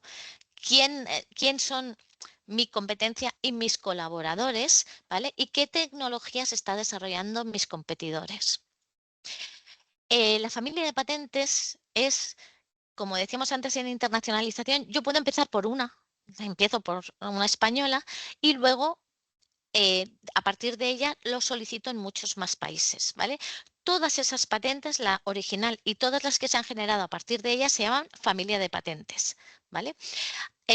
como hay una colección mundial de más de 120 millones de patentes con información novedosa, bien estructurada y en distintos idiomas. Es decir, esta familia de patentes, si yo encuentro una patente en chino, ¿vale? A lo mejor, si miro la familia de patentes, me encuentro que hay otra en inglés. Y entonces puedo acceder a esa información de forma muchísimo más sencilla. ¿Vale? Y los documentos están clasificados. Eso es lo que os contaba antes, ¿vale? Tenemos un número donde tenemos pues el país, la numeración y si es solicitud o si es concesión o si es una traducción también, pero además cualquier invención que haya, hay una clasificación en forma de árbol, ¿vale? Que partiendo, vamos mirando y hay de la A a la H, ¿vale? Entonces digo, bueno, pues lo mío es pues mirad, mi apellido, Bozal, por ejemplo, es cosas de la vida cotidiana, que está en la A, ¿vale? Entonces, cosas de la vida cotidiana se abren y entonces vamos viendo 0,1 para animales, tal. Luego seguimos y pone K. Pues objetos para animales domésticos, ¿vale? O sea, vamos añadiendo cosas de forma que llegamos a una clasificación concreta. Y con eso podemos buscar todo lo que tiene esa misma clasificación, va a ser del mismo campo que mi invención, con lo cual nos ayuda mucho a saber en qué campo nos estamos moviendo, ¿vale? Mirad, esta es una invención, una patente rusa, esta es una canadiense, esta es una china y esta es una europea. Como podéis ver, la estructura es muy similar. Y ahora veremos esto, que es la carátula de una española, veréis toda la información que podemos obtener únicamente de la carátula. Veis que la carátula tiene unos numeritos. Esos numeritos quiere decir que esa información es exactamente igual en cualquier patente que veáis del mundo, ¿vale? Con lo cual, el 19 siempre va a ser de qué oficina es. Entonces, aunque esté en otro idioma, si vosotros buscáis una información concreta y veis una española, decís, en la española esto es el número 21, buscad el número 21 y eso es exactamente la información que vosotros buscabais. Lo cogéis, la copiáis, lo metéis en un traductor y tenéis la información. No tenéis que volveros locos buscando entre todo, ¿vale? ¿Qué información sacamos de la carátula? Pues mirad, información general. Primero, ¿en qué oficina es? ¿Cuál es su número de publicación, su número de solicitud y la clasificación? Lo que os contaba, la clasificación en árbol, ¿vale? Del documento, si es una solicitud, en ese caso, solicitud de patente, y ahí, como os decía, la A es que es una solicitud. Si fuera una B, sería una concesión, ¿vale? Si fuera una T, una traducción. Fechas, fecha de presentación, fecha de publicación y fecha de publicación del folleto, ¿vale? Porque a veces hay un informe que se hace, o sea, generalmente se publica junto, pero depende de si una oficina tiene más atraso a la hora de emitir los informes, pueden publicarse por separado. Está el título y el resumen de la invención. Y además, quién es el solicitante, quiénes son los inventores, ¿vale? Y quién es el agente. Toda esta información la obtenéis solamente de la carátula. ¿Alguna pregunta? ¿No? Sigo. De momento Ahora nada. Ruth, no vale. sé si quieres beber un poquito de agua. Me está dando una cosa. No te preocupes. Ya iré Vale, bebiendo. Pero, vale. Seguimos. mirad, vamos a hablar, voy a poneros unos ejemplos de unos casos de éxito. No sé si conocéis Zumex, supongo que sí. Cuando yo era pequeña, el zumo de naranja se tomaba en casa, ¿vale? Y se tomaba a veces en hoteles o sitios, pero de lujo casi. ¿Por qué? Porque era muy caro tener a alguien, digo el zumo de naranja natural, ¿eh? Era muy caro tener a alguien haciendo zumo de naranja. Necesitabas pagar un sueldo de una persona haciendo zumos de naranja, ¿vale? Entonces Zumex inventó estas máquinas exprimidoras de naranjas. De modo que tú pones las naranjas y, bueno, ella misma los corta, los exprime, las habéis visto. ¿Qué pasó? Ahí hubo un cambio en el consumo de naranjas y pasó a ser una cosa que se podía utilizar en cafeterías, en hoteles, en sitios sin un coste excesivo. ¿Vale? ¿Qué pasó? Que la patente, que era del 89, evidentemente caducó a los 20 años. Sin embargo, aparte de hacer nuevas patentes, Zumex lo que sí hizo fue proteger sus marcas, de modo que se aseguró ser el primero en el mercado. Y cuando su patente caducó, tenía ya asentada una confianza en el mercado que le reportó que sigue siendo el que más vende máquinas de este tipo, aparte de las investigaciones y nuevos desarrollos que ha hecho, ¿eh? Entonces, hubo un cambio social por esa invención.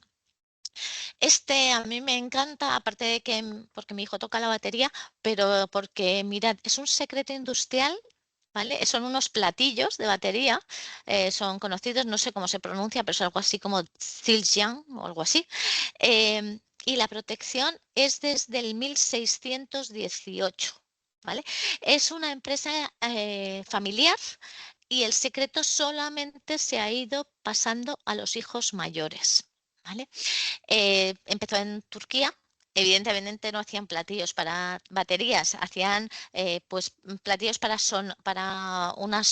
otro tipo de cuencos y tal.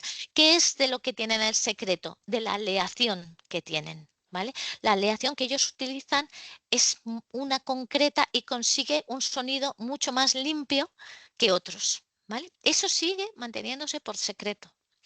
Eso sí, luego, al cabo de, creo que en el 1800 y pico, se fueron a Estados Unidos, ahora es una empresa estadounidense y lo que se han protegido siempre han sido sus marcas, ¿vale?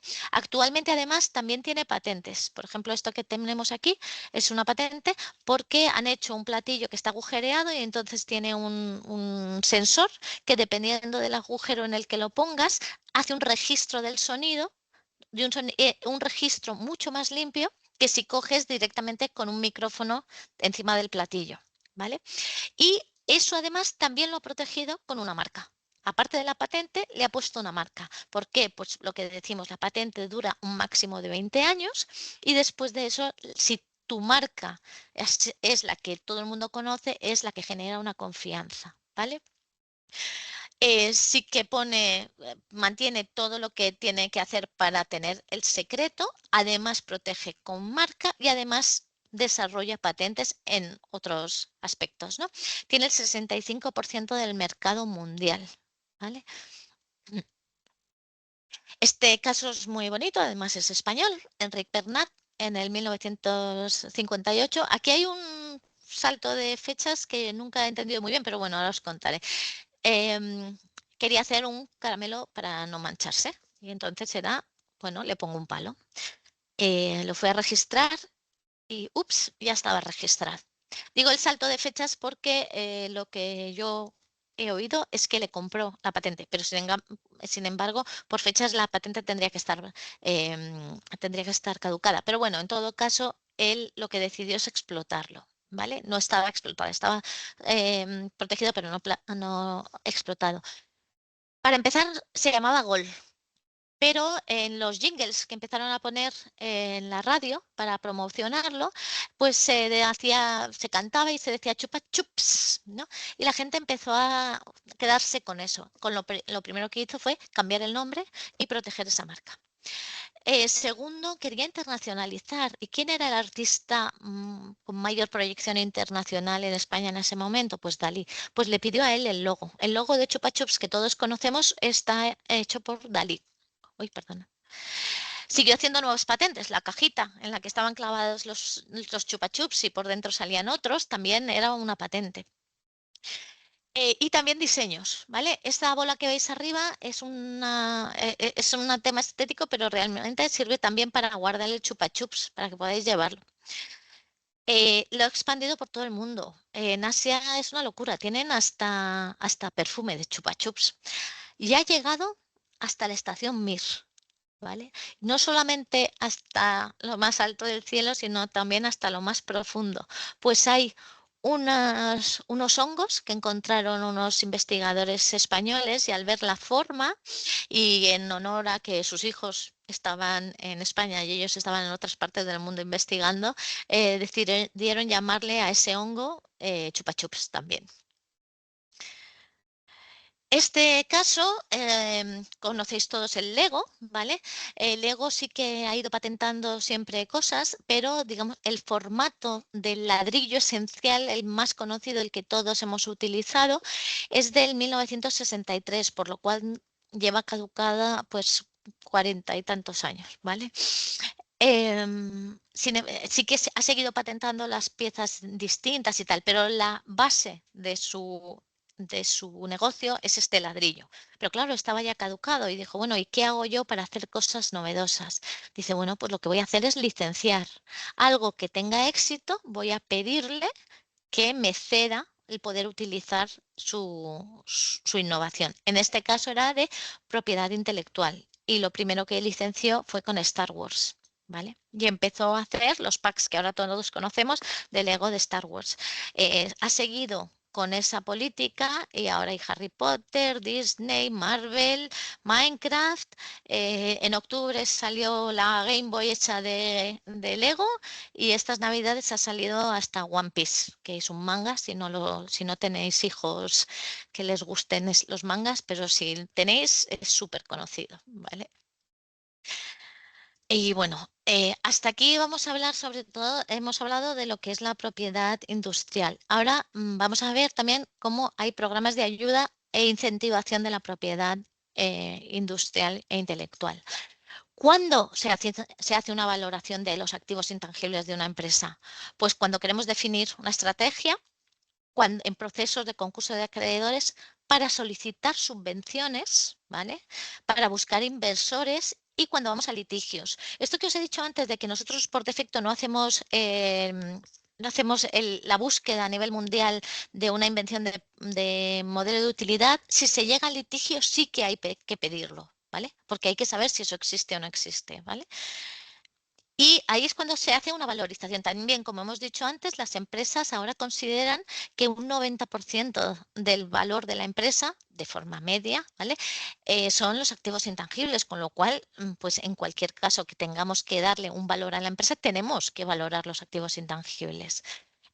Esto lo he puesto porque, mirad, la ministra de Ciencia, Innovación y Universidades estuvo la semana pasada en la oficina europea, en la oficina de la Unión Europea de diseños y marcas, ¿vale? Como veis, es algo que está en el día a día y no es algo que quede ajeno a la vida diaria. En el plan de transferencia y colaboración del Ministerio de Ciencia e Innovación hay 3 grupos esenciales y la propiedad industrial está reflejada en cada uno de ellos. En los indicadores que se proponen para el seguimiento del plan, hay 2 que están relacionados con los patentes y la propiedad industrial e intelectual, ¿vale? Y además se habla del plan, que son los indicadores para ver el seguimiento del Plan Estatal de Investigación Científica y Técnica y de Innovación, ¿vale? Como podéis ver en su programa para promover la transferencia de conocimiento de ese plan, se dice específicamente que se valorarán las iniciativas destinadas a la valoración del conocimiento científico y técnico y de los títulos de propiedad industrial e intelectual y su explotación por medio de licencias, ¿no? La licencia, como hemos dicho, es de transferencia de tecnología, es uno de los medios de transferencia de tecnología. Para obtener el sello de PYME innovadora, ¿vale? Es una de las cosas que demuestran que la PYME es innovadora, es disponer de una patente propia que se esté explotando y que hagan menos de 5 años que se concedió, ¿vale? Que se tiene. Y además, para demostrar la capacidad de innovación, estas pymes pueden también decir que tienen el sello AENOR, ¿vale?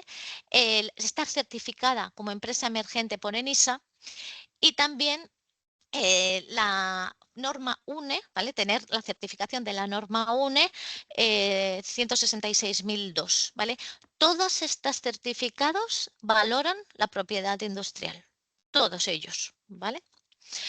Además, si se quiere entrar en ser uno de los que pueden entrar en la compra pública de innovación, también se valora el hecho de tener patentes, ¿vale?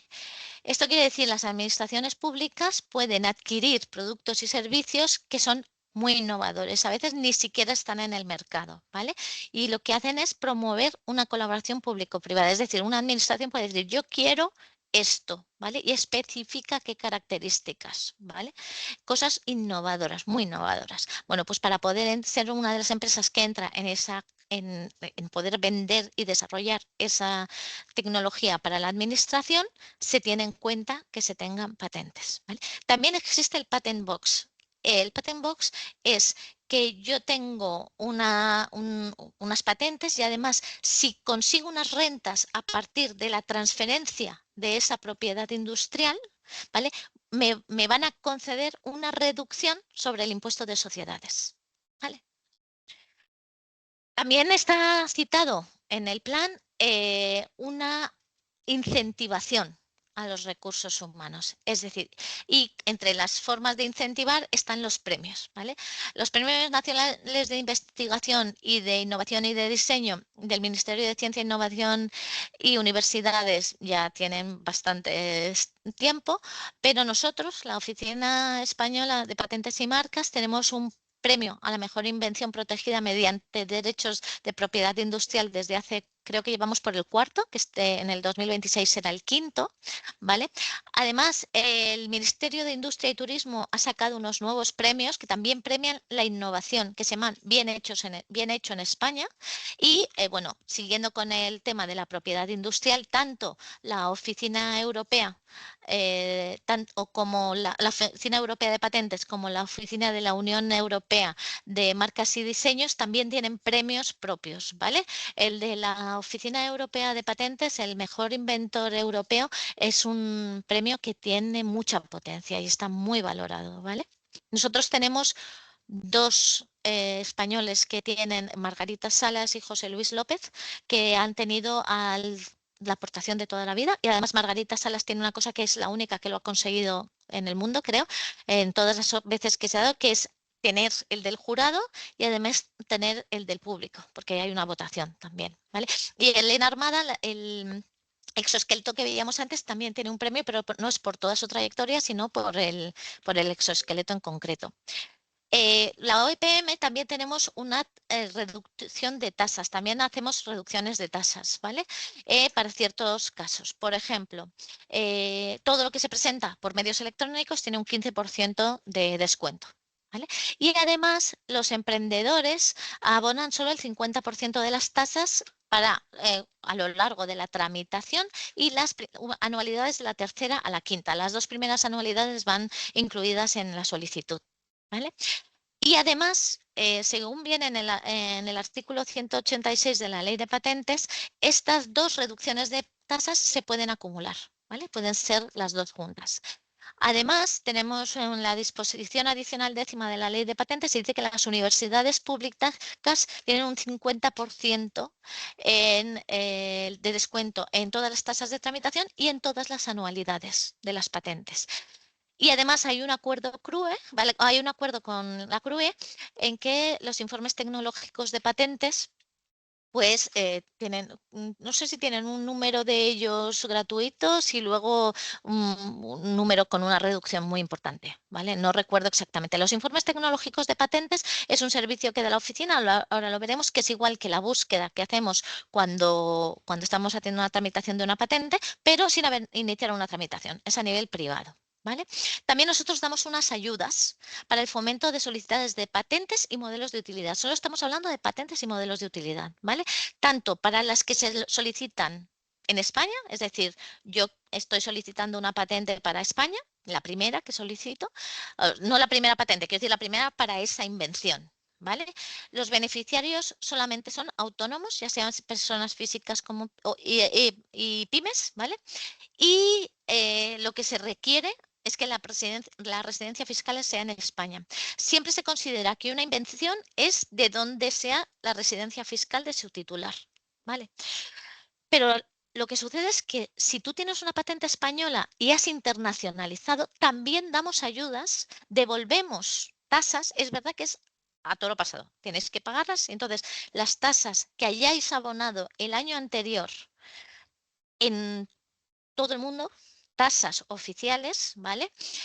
También entran en estas ayudas. ¿Vale? Y ahí ya no son solamente personas físicas y pymes, también personas jurídicas, grandes empresas y entidades sin ánimo de lucro que no tengan vinculación pública. ¿Vale? Lo que se pide es que la primera, la original, sea española. Incluso si se pide, lo primero que hagáis sea pedir una tramitación internacional o lo primero que hagáis sea solicitar una patente europea, tiene que ser partiendo de España. O sea, lo pido a través de nuestra oficina. ¿Vale?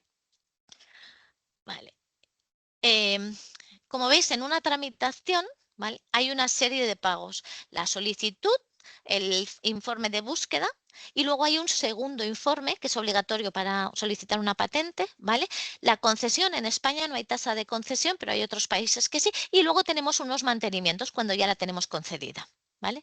Entonces, en las nacionales, si yo hago tanto en España como si me voy a otros países partiendo de la original en España, pues se me entran en las ayudas todos los que están en tramitación, pero no las anualidades de mantenimiento. ¿Vale? Tampoco entran en las ayudas todos los pagos de honorarios que se hacen si lo hacéis a través de un agente de la propiedad industrial. En una europea, ¿vale?, sí se pagan todas las de tramitación, en estas tasas entran en las ayudas y atentos, las anualidades de la Oficina Europea también, pero porque son preconcesión. ¿Qué pasa? La Oficina Europea a veces tarda más de 2 años en hacer la tramitación y en conceder o denegar, ¿vale? Pues todas estas anualidades, hay que ir pagando las anualidades hasta el momento en el que se concede, es así. ¿Qué pasa? Que una vez se concede, ya los pagos no son a la Oficina Europea, sino que son a cada uno de los países a los que habéis ido. O, en todo caso, si es una patente unitaria, pues sí que sería la europea, pero se hace un reparto de esas tasas, ¿vale? Y en el caso de una PCT, que es una solicitud de tramitación internacional, como hemos dicho, solo tramitación, ¿vale? También entran en la ayuda todas esas tasas, ¿vale? La solicitud, el informe de búsqueda y el informe de examen sustantivo es voluntario en la PCT en la fase internacional, ¿vale? Pero si se hace, también se puede. Pero ponemos unos condicionantes. Solamente una tramitación que haya sido solicitada desde España. ¿Vale? El informe de búsqueda solo si nosotros, nuestra oficina, hemos sido quienes lo hemos hecho. Y el examen sustantivo igualmente, porque también estos informes los pueden hacer la europea o lo podemos hacer nosotros. Por lo tanto, como es una tramitación que hacemos nosotros, solo vemos las tasas de lo que hacemos nosotros. Si es, por ejemplo, una tramitación estadounidense, no podemos hacerlo nosotros. Entonces, sí devolvemos tasas de allí. Pero si es entre algo que podemos hacer nosotros o pueden hacer otros, pues evidentemente se han escogido nuestra opción. ¿Qué pasa? Concesión. No puede haber concesión en la PCT porque, como os he dicho, es solo de tramitación. Por lo tanto, el PCT, ¿no?, si vais por un sistema PCT, no se llega a resolver, no dice si concede o deniega, sino que pasa a fase nacional. Es decir, como veis la estrellita, llevaríamos a la tramitación nacional que tenemos arriba. Y entonces, si generalmente el PCT pide un examen sustantivo nacional, eso sí se devolvería, una concesión nacional también, y las anualidades no, ¿vale? El año pasado, el programa nacional tuvimos 392 solicitudes, ¿vale? De los cuales se aprobaron 318, el 81%, ¿vale? Y se concedió 131.000 euros en total, ¿vale? Del programa internacional, o sea, el otro era solamente para patentes y modelos de tramitación nacional en España, solo España, ¿vale? Y el internacional, partiendo de una española, hubo 1.149 solicitudes presentadas y se aprobaron 1.033, el 90% de ellas. Lo que devolvemos es entre un 80 y 90% de las tasas, ¿vale? En internacional solo 80 y en nacional hasta un 90%. Se examinaron 7.600 trámites y el crédito que se aplicó fue 3 millones o casi 900.000 euros. Mirad que teníamos 5 millones, ¿eh? Nunca llegamos al total de lo que tenemos previsto. Estos son unas ayudas de la oficina de la Unión Europea de marcas y diseños, ¿vale? Estos son como unos cupones, digamos, o como si fueran unas líneas de crédito, ¿vale? Para solicitar patentes, marcas, diseños, variedades vegetales y también para un servicio que nosotros dábamos antes, ahora no podemos dar, pero bueno, no sé si volveremos a dar en otro momento. Lo que se tiene que hacer en este caso es al revés, no es a toro pasado, hay que pedirlo antes. Es como pedir una línea de crédito, hay que solicitar la subvención. Entonces te dan un bono, tienes tanto dinero para gastarte este año en esto, en lo que has solicitado, en marcas tal. Solicitas tanto para la de la Unión Europea, si es con ellos, como si es para cualquiera de las oficinas nacionales que estamos vinculados a ellos, ¿vale? Para pedir una marca o un diseño o una patente nacional también podríais solicitar. Con patentes, hace poco que la tienen este bono y funciona regular, ya os lo digo de momento. Pero para marcas y diseños funciona muy bien, ¿vale? Luego, cuando ya habéis pagado, lo que hacéis es mandarles, oye, mira, yo ya lo he pagado y está dentro del dinero que es menos dinero que el bono que tenía, pues te reintegran ese dinero, ¿vale? No es por la totalidad, es un porcentaje.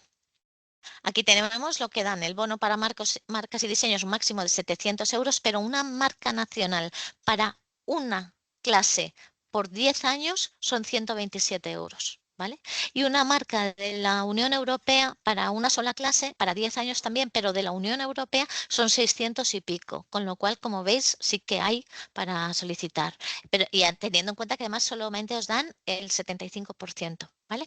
Para patentes y hacer búsquedas del estado de la técnica son 1.000 euros, bueno, funciona regular, y el patentes europeas y costes jurídicos, en este caso sí que cuando tenéis vais al tribunal de la Unión Europea por un tema de propiedad industrial, también podéis tener cubierto un porcentaje de los costes jurídicos.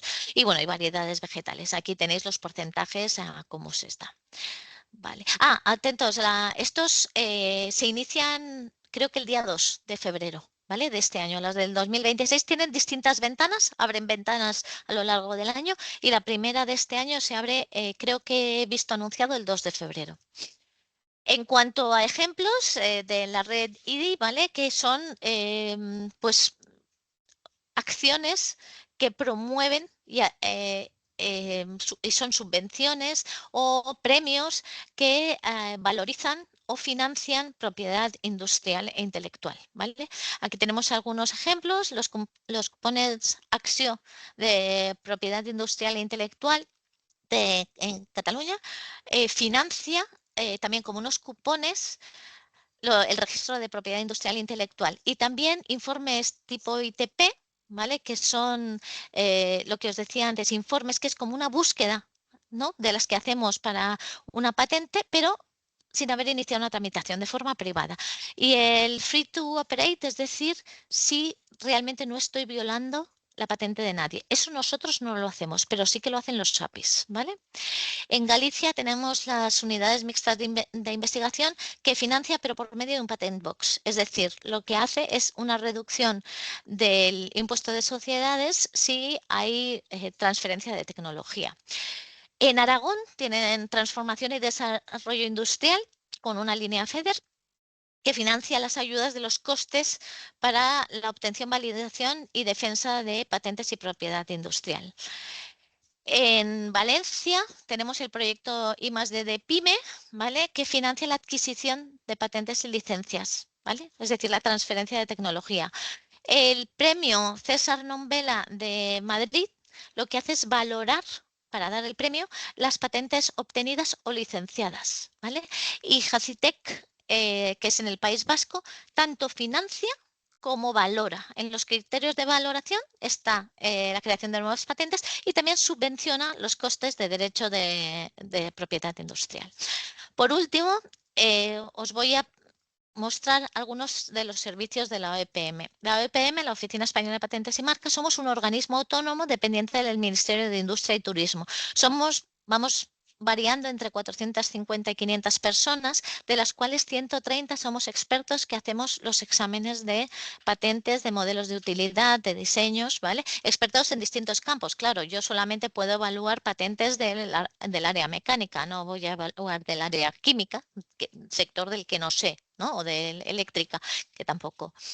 Lo que hacemos es registro de marcas, nombres, o sea, de marcas, diseños, patentes nacionales y modelos de utilidad y nombre comercial.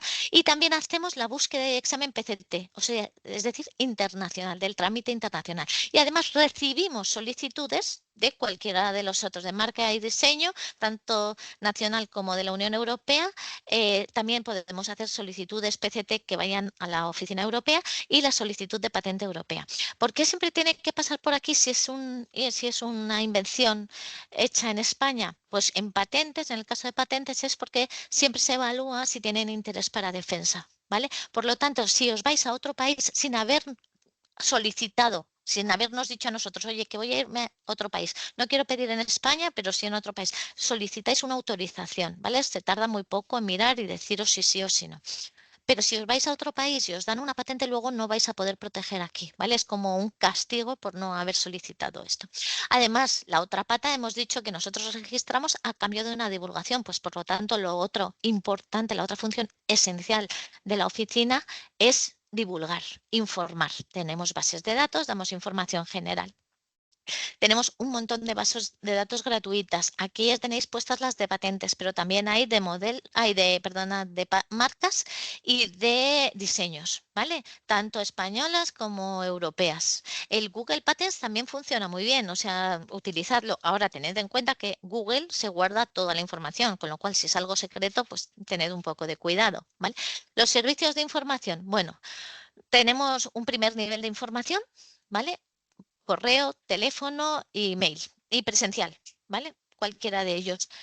Y si vosotros solicitáis, llamáis al teléfono general y tenéis una duda que desde el registro o el call center no os pueden ayudar, lo que hacen es pasar a un segundo nivel. Yo, por ejemplo, uno de los servicios en los que trabajo es examinador de guardia de patentes, es decir, una vez al mes yo estoy disponible para cualquier persona que venga, escriba o llame y tenga un problema técnico, ¿no? Sobre una patente, pues dudas de redacción o dudas de si algo sería patentable o eso, y no es un problema básico que puedan solicitar, que puedan resolverle desde el registro o el call center, me lo pasan a mí. ¿Vale? Pero también hay servicio PYME, también hay información tecnológica, hay examinador de guardia de marcas, ¿vale? Hay un segundo nivel más informado y somos los examinadores los que lo hacemos, ¿vale? Otros servicios que tenemos, informes. Pues mirad, los boletines de vigilancia tecnológica se acuerdan con ciertos sectores, son trimestrales, son gratuitos, los tenéis en nuestra página web. Son determinados sectores, ¿vale? Tenéis ahí todo lo que se ha publicado a lo largo de 3 meses en patentes y marcas y diseños en ese sector, ¿vale? Las alertas tecnológicas es lo mismo, pero tiene una actualización diaria, pero solamente son referencias bibliográficas. Os llega al correo o al móvil, me parece. Estos son los aspectos que tiene. Luego ya vamos a los de pago. El informe tecnológico de patentes, lo que os decía antes. Resulta que vosotros tenéis un invento, pero no estáis seguros de que sea patentable. Bueno, pues nos lo mandáis y entonces os hacemos una búsqueda a nivel mundial, igual que si hiciéramos para una patente, y además os hacemos un análisis, hacemos el informe, ¿vale? Cual si fuera el de patentes. Esto es verdad que puede orientarse en distintos sentidos. Puede ser, oye, yo quiero saber si lo mío es patentable, pero también podría ser a nivel de qué es lo que existe actualmente en un sector para ver cómo oriento mi investigación, ¿vale? O sea, no tiene por qué dirigirse solo para patentar, puede ser para recabar información en un sector, ¿vale? Y finalmente tenemos las búsquedas retrospectivas, que es lo mismo que os decía del informe tecnológico, pero no hay un análisis, o sea, no hay un informe escrito, solamente os damos las referencias bibliográficas. O sea, todo lo que me decís, yo quiero en este sector, en esto en concreto, os hacemos la búsqueda igual, pero solamente os damos las referencias bibliográficas, no hacemos nosotros un informe comparativo entre lo que había y lo que... o sea, entre lo que hemos encontrado y lo que vosotros nos habéis dicho, ¿vale? Finalmente, os quería explicar este recurso, ¿vale? Que es una cosa muy sencilla, lo tenéis a vuestro alcance y bueno, me gusta contarlo. Tenemos este recurso de transferencia de tecnología, esta es nuestra página web, pues si vais aquí en lo que queda el recuadro rojo, en propiedad industrial, arriba, llegaréis aquí, ¿vale? Y aquí en transferencia de tecnología, en la parte de abajo, si os abren esta pantalla, y aquí es donde alguien me preguntaba antes por las patentes de pleno derecho, están también en esta zona, ¿vale?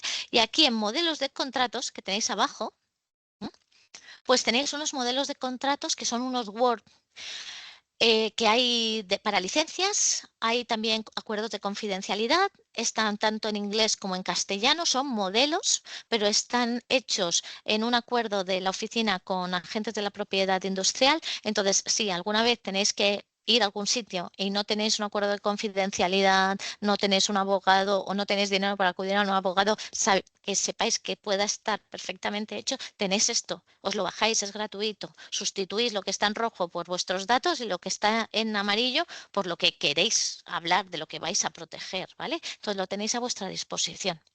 Y nada, finalmente, muchas gracias por vuestra atención. Esto que veis aquí, el QR, es para una encuesta de satisfacción. Os ruego, por favor, que lo hagáis. Son 5 preguntas muy rápidas y, bueno, para poder seguir mejorando en nuestro servicio de divulgación.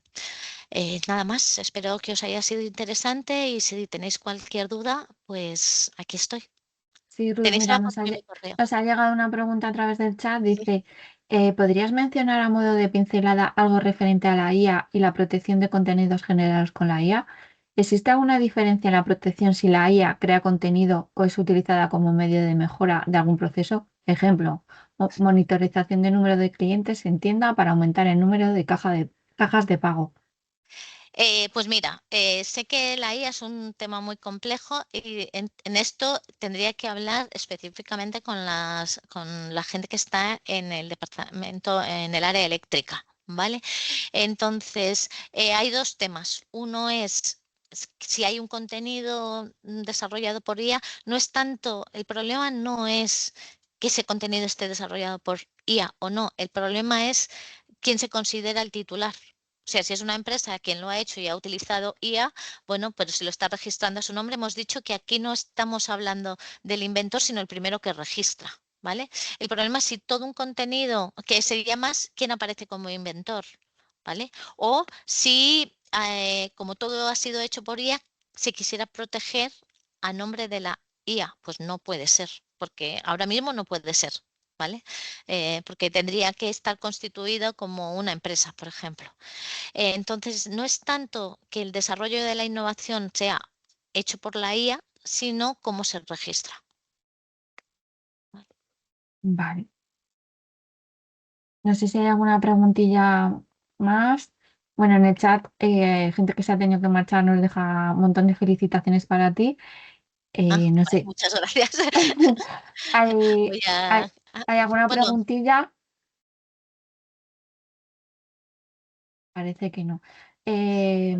No sé, Amaya, si...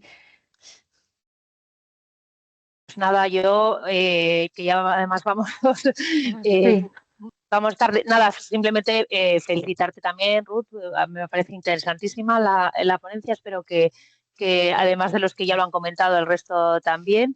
Y nada, he visto también en el chat que se volvía a preguntar sobre la presentación. Ya lo ha sí. dicho Ruth y lo ha dicho Paloma, que se enviará como siempre. Y nada, nos vemos en la próxima sesión. Muchas gracias a todos. muchas Nada, gracias.